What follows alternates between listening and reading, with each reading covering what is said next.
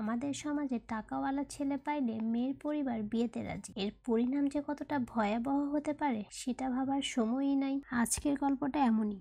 শুরুতে মেহেদি রাঙা মেয়ের হাত। মেয়ের বাবা টেনশনে একটু অসুস্থ বোধ করছে। মা মরা মেয়ে তো। মেয়ের ফুপু বলছে, কত তাড়াহুড়ো করে দিশার পাসপোর্ট দিলাম, ভিসা তো চোখেই দেখলাম না।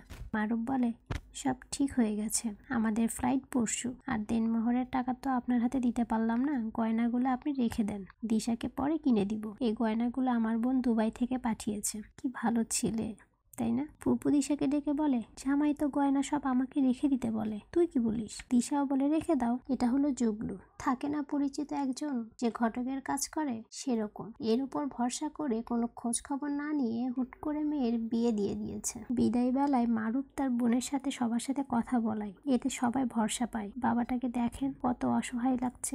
দুজনে ঢাকার পথে। এখানে মারুফ বুঝায় গাড়িটা তার, যখন সে দেশে আসে তখন চালায়। আসলে কিন্তু গাড়িটা ভাড়া করা। বইয়ের প্রশংসা, মিষ্টি মিষ্টি কথা বলে দিশাকে ইমপ্রেস করার চেষ্টা করে। গ্রামের সাধারণ মেয়ে, একটুতেই গলে শেষ।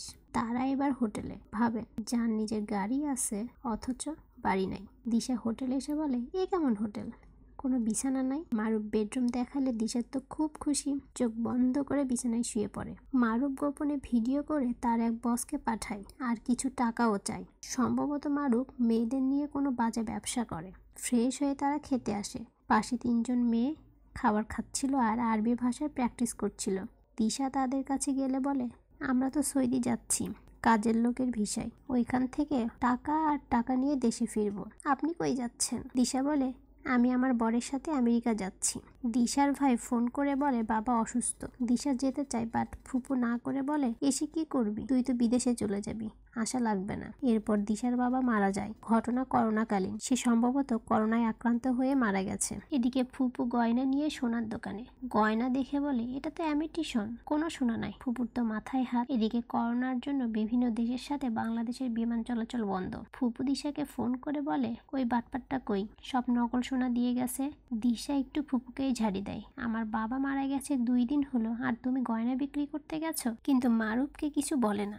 এদিকে মারুফ চেষ্টা করছে যে করেই হোক দেশ ছাড়তে হবে। হোটেলের লোকেরাও থাকা খাওয়ার বিলটার জন্য প্রেশার দিচ্ছে। দিশা তার ফুপুর কথায় কিছুটা আপসেট, আর বিমানও চলাচল বন্ধ থাকায় সে বাড়ি ফিরতে চায়। এ সময় মারুফ আর দিশার মধ্যে একটু রাগারাগিও হয়। দিশাকে খুঁজতে মারুফ ছাদে। এবার মারুফ একটু ইন্টিমেট হওয়ার চেষ্টা করে, মানে ব্যাপারটা একটু হাতের মধ্যে আনার জন্য। এদিকে ওই যে মেয়ে তিনটা, বিমান বন্ধ থাকায় তাদের মেজাজ খারাপ। জমি জমা বিক্রি করে এসেছে বিদেশে যাবে বলে। যেগুলো বুঝাতে চাইলে এক পর্যায়ে চিল্লাচিল্লি হয় তাদের মধ্যে। এটা দেখে ফেলে পাশের রুম থেকে দিশা। জগলু এবার দিশার রুমে এসে মারুফকে বলে কিছু করতে, সব তার হাতের বাহিরে চলে যাচ্ছে। এবার দিশার একটু সন্দেহ বাড়ে। হঠাৎ মারুফ অসুস্থ। এবার মারুফের বোন ফোন করে টাকা চায়। সে বলে, কখনো বোন কখনো ভাবি, সব ফ্রি না। মারুফ বলে, আমার করোনা ধরছে, একটু বোঝেন, আমি আপনার টাকা দিয়ে দিব। সে বলে, তুই তো বাটপার, তুই এর আগেও আমার টাকা মেরে খাইছিস। অ্যাক্টিং রাখ, 2 দিনের মধ্যে টাকা পাঠাবি। দিশা পাশ থেকে সব শোনে। বিয়ের 2 দিন না যাইতেই স্বামীর আসল রূপ কেমন লাগবে তখন ভাবেন। তার ফুপুর কথাও খুব মনে পড়ছিল। ভালো একটা পোলা পাইছিস, এখন বিদেশে গিয়া সুখে সংসার করবি। সব দিক চিন্তা করে দিশা এবার মারুফকে রেখে গ্রামে চলে যায়। কি করবে, আর তো কিছু করার নাই, তাই না? গল্পটি কেমন লেগেছে অবশ্যই কমেন্ট করে জানাবেন। আর আপনারা যারা এখনও আমার চ্যানেলটি সাবস্ক্রাইব করেন নাই, প্লিজ আমার চ্যানেলটি সাবস্ক্রাইব করবেন। আর যারা সাবস্ক্রাইব করেছেন তাদেরকে অসংখ্য ধন্যবাদ।